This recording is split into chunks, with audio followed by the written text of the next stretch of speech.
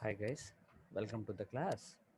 In this video lecture, we are going to discuss about what are the requirements of permanent railways and what are the different types of gauges used in the rails and what is the choice of a gauge if the changes occurs in the gauges while the transportation, what are the problems faced and where of the what is where of rail and types of ways we have and also methods to reduce these wear.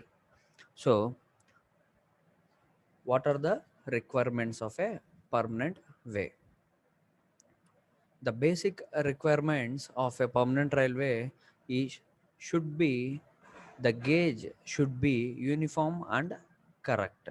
The both rails should be at the same level in a straight track to easy the movement of a locomotive, so that the rails should be at the same level in a particular straight track. On the curves, proper superelevation should be provided to the outer rail.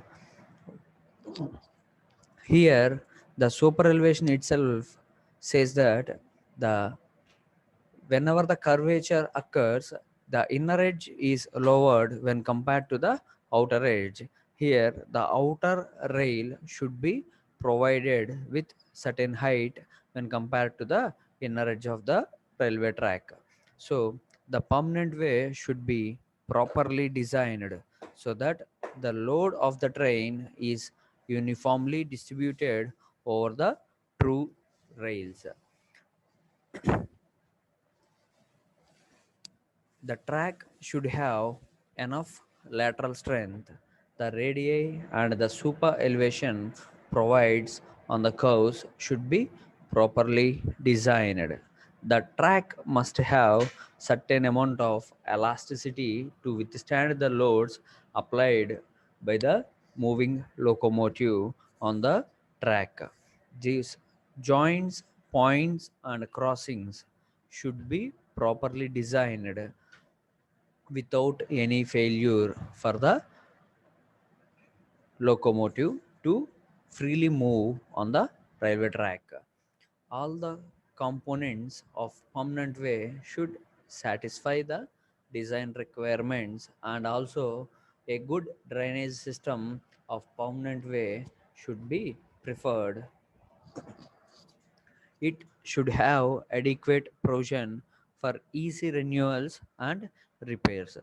The key requirements of permanent ways are proper drainage system should be arranged for permanent way, and the joints, points and crossings should be properly designed, and the super elevations on the curves should be maintained perfectly for the easy movement of the locomotive. The track should also have load bearing capacity of the train, so that the moving locomotive can transfer the load uniformly to the two rails. What are the different types of railway gauges we have? Actually, what is meant by a gauge here? The gauge of the railway track itself defined as the clear minimum perpendicular distance between the inner face of two rails. So that what is meant by a gauge? The inner to inner edge perpendicular distance between the two parallel tracks provided on sleepers, so that these perpendicular distance acts as the gauge length. We have different gauges for different purpose and different categories.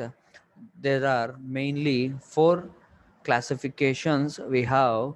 First one is of broad gauge, which is of length 1676 to 1524 mm and a standard gauge of length 1435 mm to 1451 mm and a meter gauge of width 1000 mm and a narrow gauge of width 762 mm.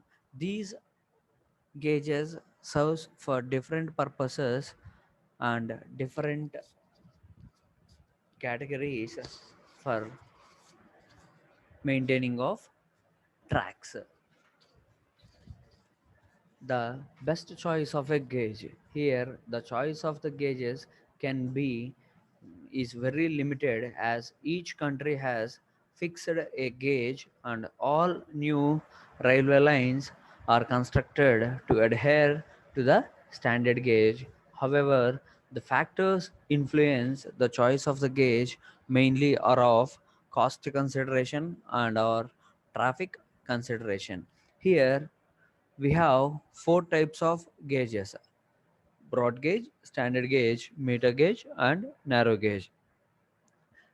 The mostly narrow gauges are used on hilly regions and a curved paths so that the movement between the wheel and the centrifugal force cannot exceed over the limit. So on a tricky track of hilly regions, the narrow gauges are preferred, and in highly industrial regions, we prefer for a large requirement of raw materials to the industries, so that broad gauges and the labor to the working positions.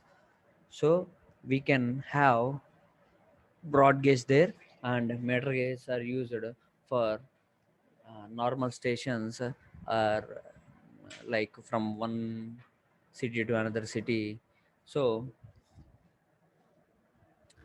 the basic choice of gauges depends upon the cost consideration and traffic considerations.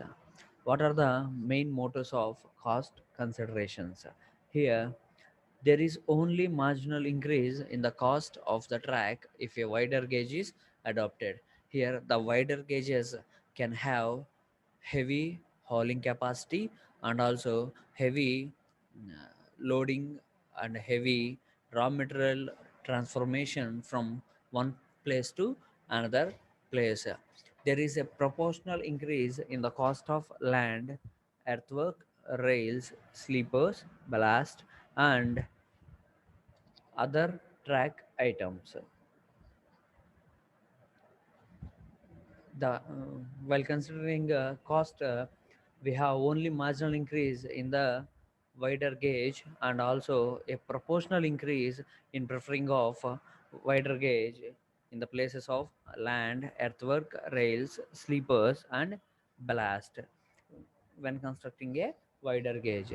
The cost of building bridges, culverts, and tunnels increases only marginally due to a wider gauge. If you prefer narrow gauge, the length of these tunnels and bridges or culverts can be reduced.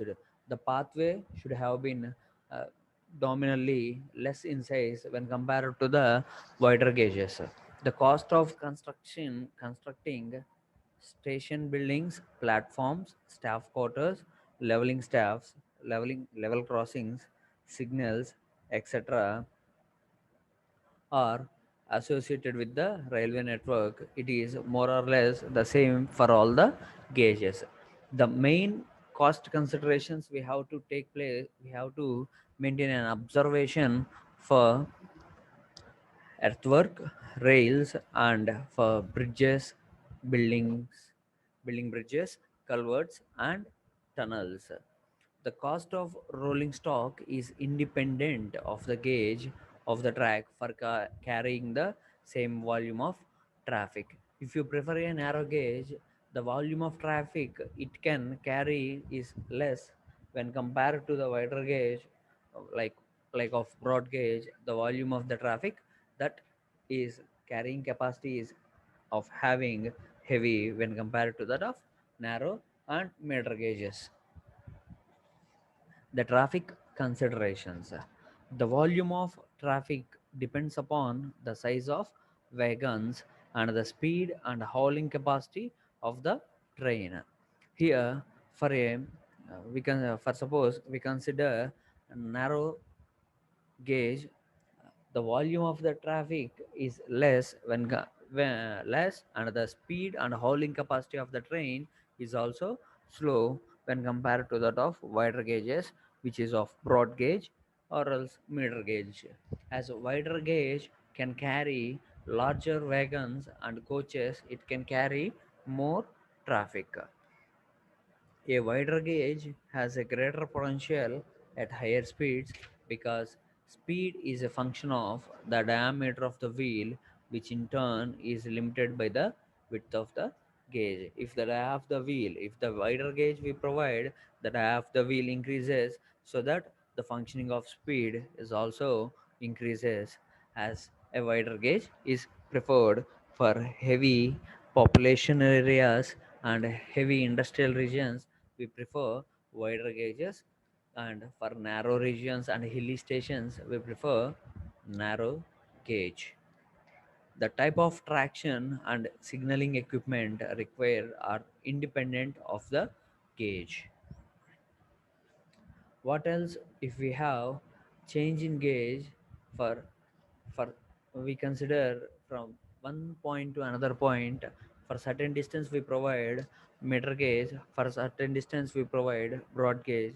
If the change of gauges occurs, there are so many problems arised from those changes, or the problem caused by change in gauges are inconvenience to the passengers and a difficulty in a transshipment, inefficient, insufficient use of rolling stock, hindrance to the goods and the traffic, additional facilities at station yards, and difficulties in balanced economic growth.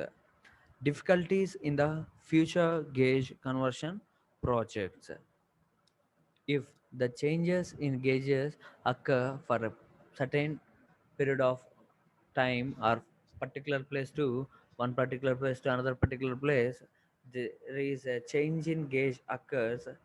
There are so many problems caused, mainly for traveling of larger distances. The inconvenience to the passengers arises. Due to change of gauge, passengers have to change trains in the mid journey along with their luggage, climbing of stairs and crossing bridges. The finding seats in the compartments for the lateral trains. If the change in gauge occurs from one place to another places for a larger journeys, the passengers face inconvenience. If the station they are traveling left from platform 1, and the another train they have to catch for up to platform 5th, so they have to travel with their luggage and climb stairs and cross the bridges for catching up of train in the platform number 5. So if there are any discrepancies like missing connections, if the early coming train has been delayed, so that lateral train can't wait for these passengers and left the passengers in this particular place, and it can move forward, so that the missing connections with the lateral train, in case the earlier train is late, and transporting of luggage is very difficult in the mid journeys from one platform to other platforms.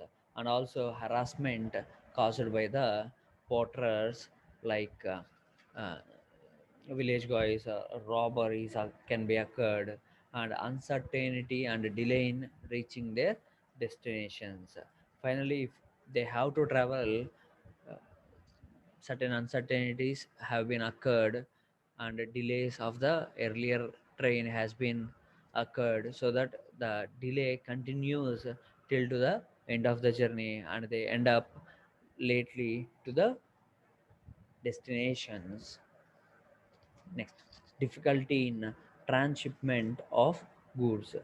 The goods that have been traveling from large raw materials to the industrial region, goods have to be transshipped at the point where the change of gauge takes place. If the change of gauge can't take place, it can travel freely and reach the destination in particular time, and the cost of the raw materials also decreases, because if the change in the gauge occurs, they have to transship these goods from one train to another train, and damage to the goods during transshipment can occur, and also we can observe considerable delay in reaching of goods at the destination.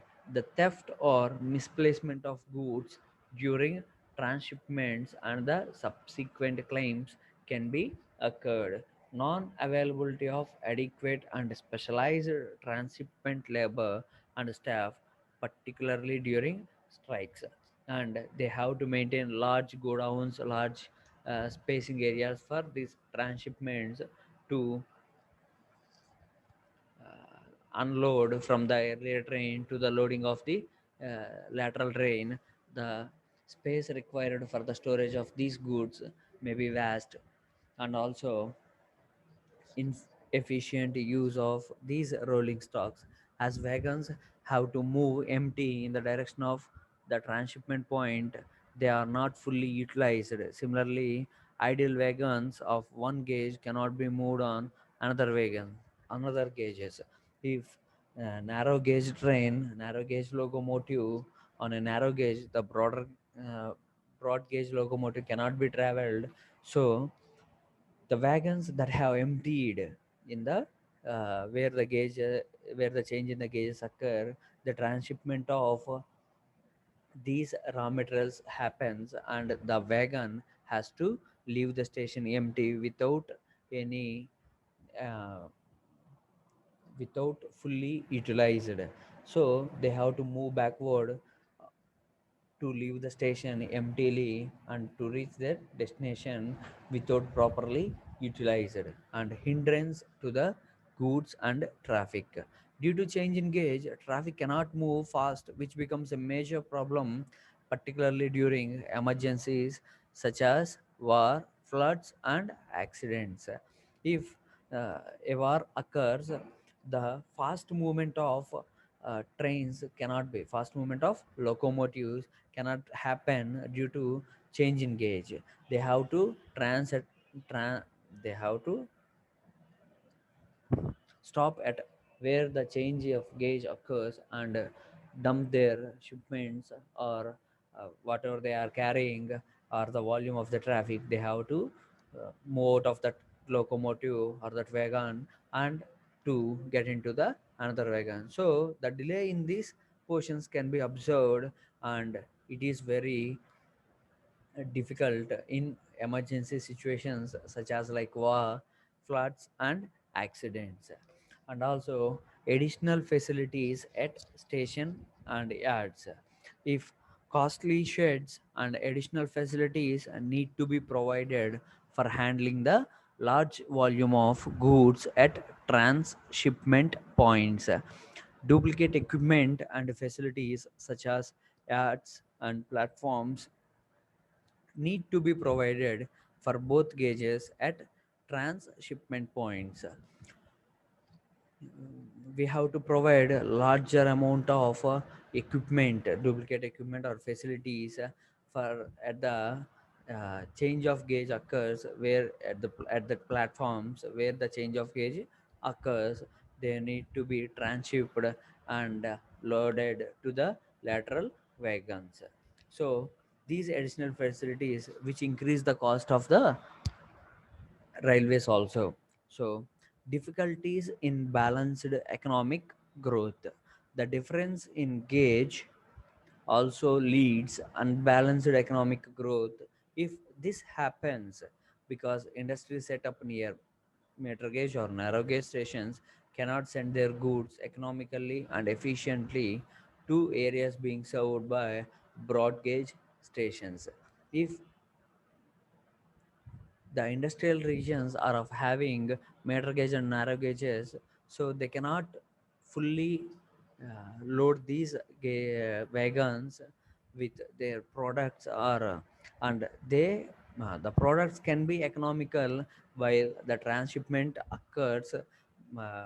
Unloading and loading of the labor has to be uh, heavily at the transshipment areas and the space for the station yards to store these raw materials or these products which have manufactured from the industries have to be stored, and they have to be put in back to the lateral train which is moving for a which is served as broad gauge. So these transshipment can cost the industries for a hike in their products. So the economical growth also increases here while we have applying different gauges. So these are the major problems we are facing while change in gauge occurs. Next, what are the different dimensions of gauges we have seen this in this earlierly, that is of 1676 mm broad gauge, 1435 mm for standard gauge, and 1000 mm for meter gauge, 762 mm for narrow gauge, and for a light gauge of 610 mm. What is meant by wear on rails? Lot of material of rail had worn out, causing a decrease in the weight of rail. What is wear? We know wear and tear losses. By continuously using up of that product, we can see the wear and tear losses on that particular product. So the lot of material of railhead worn out, causing a decrease in the weight of rail. Loss of weight should not be excessive. If the loss occurs heavily from the rail track, that is not encouraged continuously, so that the loss of weight should not be excessive. The stresses will exceed permissibly permissible values. Otherwise, rail renewal has to be done in such cases. So, if the weight loss has been occurred excessively, there has to be a renewal for that rail. So we cannot encourage these type of rail materials to be for a long span. So the failures can occur if the wear of the rails is heavy. So what are the different types of wears on rails? We have seen wear of the rail on top or head of the rail is the vertical wear, and wear of rails at the end of rails is of battering rail ends, and wear of rails on the sides of the head of rail is lateral wear. Wear of rail is more prominent at some places, some specific locations of the track. On sharp curves due to centrifugal forces, and also on steep gradients due to extra force applied by the engine, and also on approach zones of stations, possibly due to acceleration and deceleration in tunnels and coastal areas due to humidity and weather effects. These are the where we can observe more prominent wear losses on particular places on a track, where the sharp curves have been have they they are they are facing heavy wear due to the centrifugal forces, and also on steep gradients.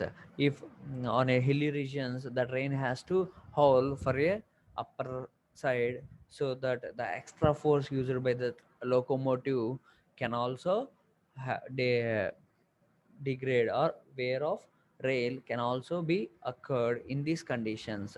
And also while approaching a station by applying of breakage, and also while starting from that station or from the platform, that where the wear of the rail has been seen repeatedly. So, and also in the tunnels and the coastal areas due to high humidity and weather effects. Wear on rail on the top of rail head. The metal from the top of rail flows and forms projections. These projections are known as burrs. Cause of vertical wear. The rails worn out on top due to abrasion of the rolling wheels over them. Heavily wheel loads are concentrated on very small areas. High stresses exceeding the elastic limit are developed as a result. Wear of rail on the top of railhead. These these can be observed due to the aberration of the rolling wheels over them.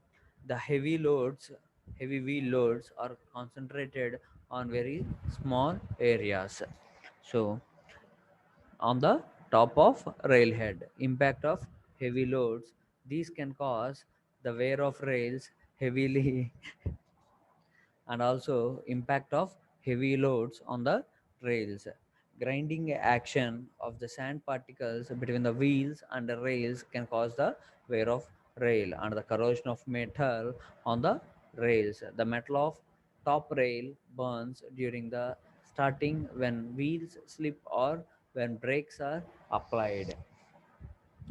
The main reasons for wear of rail on top of the railhead is of by applying breakage to entering into a station or acceleration given at the station starting points, so that the measure and also the corrosion of the metal and the sand particles between the wheel and the trails can also have heavy wear of rail on the top of railhead. Wear of rails at the end of rails. These takes place at end of rails, so that much greater than the top of rails. The end of rails are highly facing these wear of rails than the top of the rails. And expansion gaps, train jumps, that is of impact load, causes battering, that is wear of end. Other effects are fish plates become loose, contact surface between sleepers and rails are worn out, sleepers at expansion joints depressed due to settlement of ballast. Sleepers at expansion joints depressed due to settlement of ballast. And wear of rail on the sides of head of rail, most destructive. This is the most the head, the sides of the head of the rail is the most destructive type of wear, occurs mainly at the curves. these also these are also the reasons for wear of rail on the sides of head of the rail. At curvature, due to centrifugal force, grinding action of the wheel flanges on the inner side of the head can be observed, and also vehicles do not bend to the shape of curvature while moving on the curve, resulting in the biting of the inner side of the curve. And also slipping action of wheels on the curves, the outer wheel has to cover longer distance compared to the inner wheel, but due to rigidity of wheels they will cover, the inner wheel can rotate for particular distance and the outer wheel can cover the distance. So both the wheels, due to rigidity, these both wheels will cover same distance. Hence, inner wheel slips over the inner rail, resulting a wear on the inner side of the head of inner rail. These we can observe that due to rigidity on the curvy paths, the inner wheel has to cover large small distances when compared to the outer wheel of the rail. But due to rigidity, these both wheels have to travel the same distance. This inner wheel can rotate on that particular point, and wheel slips over inner rail, resulting wear on the inner side of the head. So the wear on the sides of the head of rail is most destructive type of wear. And methods to reduce the wear, we have to use special alloy steel to reduce this wear. Special alloy rails are used at places where wear is more and the cost is also more, but wear is greatly reduced. The life of rail is increased by 2 to 3 folds on the curves. These type of rails are also used for manufacturing of switches and crossings. If we use special steel alloy, that will initially increase the cost of the railway laying up of a railway track, and it gives better life on the curved parts of the track, so that these can have higher life by 2 to 3 times than compared to the normal steel rails. And good maintenance of track, proper maintenance like ballast checking, using lubricant at places where the fish plates have been provided and the slipping and lubrications have been applied, so tightening of joints and fittings to decrease wear. These are the good maintenance of track. And reduction of expansion gaps. These gaps should be reduced by increasing number of sleepers at joints by tightening fish bolts. Usage of welded rails to get higher length rails also decreases expansion joints. While exchange of inner and outer rails, the inner rail and outer rail exchanged at curves to increase the life of rails. And introducing check rails. Check rail is kept parallel to the inner rail all the way at the curves. It holds back the flange of inner wheel to move and prevents damage of outer wheel. Gap between inner rail and check rail should be equal to the thickness of the wheel thickness and side clearance. 44 mm for a broad gauge and 41 mm for meter gauge. The connected to inner rails with suitable fastenings. These fastenings should be lubricated while having a while to reduce these wear on the rails. These are also used when curvature is minimum of 8 degrees in case of broad gauge and 14 degrees in case of meter gauge. Normally, worn rails are used as check rails. Normally, worn rails are used as check rails. These check rails helps, and these check rails has to be fitted perfectly to maintain these to reduce the wear of the rail. And also use of lubricating oil. The usage of lubricating oil on the curves on the side of head cases decreases in wear, can be done manually or with mechanical equipment attached to the locomotives or rails, allows free expansion of joints and also smooth flowing of traffic. These should be in the form of paste of workable consistency at high and lower temperatures. These lubricants can can be as workable consistency, and these lubricants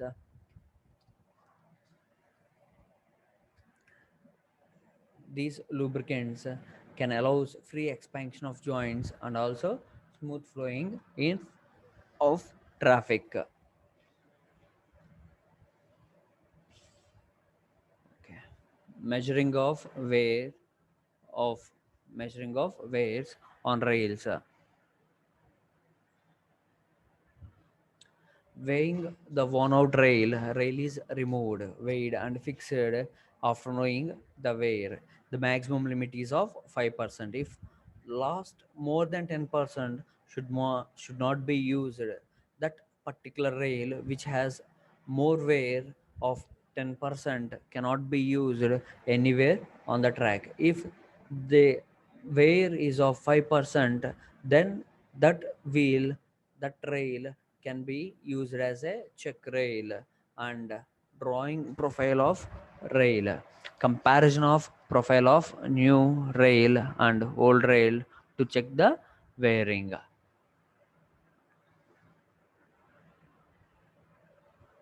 And renewal of rails, after expiry rails are renewed. The factory affecting renewal of rails, if the wear of rails is maximum of 5%, and use of heavier locomotives, construction of branch lines, new rails for main track, older ones for branch lines, bending of rails. The renewal of rails with with the minimum of below 5% wear has to be used in the branch lines or in check rails, etc. So, what are the reasons for the rail to fail? Sometimes rails fail suddenly without any notice. Factors that influence the failure are as follows: the axle load of loading, constant reversal of stresses, defects in manufacture, design of rail joints, fatigue caused by shearing stresses, frequency of rail renewal, and also maintenance of rail joints. The major reasons for the failure of rail are as of axial load of the locomotive. While moving up of a locomotive, the axle and wheel loads directly acts upon the rail, so the constant reversal of stresses and also defects in the manufacture of rail. If the wear of the rail has been minimum of 5%, and these rails has been used in the check rails, they can fail while applying the large amount of load or the usage of heavy rolling stock. These check rails also can fail without proper fixations and lubrications. These rails can fail, but for certain period of time. The fatigue caused by the shearing of stresses and design of rail joints. The main key point has to design of the rail joint. If the design of the rail joint has not been perfectly designed, these rail joints having a fish plate cannot be fitted tightly or cannot be fitted properly. These fish plates or their fasteners used can be loosened, and while applying the constant load of the locomotive, that fastenings or fixations used can be break, and these causes the failure of rail. So main reasons is to, without, we have to check while manufacturing without any defects, and also the designing of rail joints has to be perfectly planned, and maintenance of these rail joints, the maintenance has to be properly done for a while, for every constant time of period. These rails has to be checked by the gauge men to uh, maintain the perfectness in the rails, so that the failures can be reduced. The failures of these rails can be reduced. Thank you guys. In this lecture we have covered requirements, railway gauges, choice of gauge, and change of gauge occurs, and what are the types of wears we have, and methods to reduce those wears. Thank you, and meet you in the next class.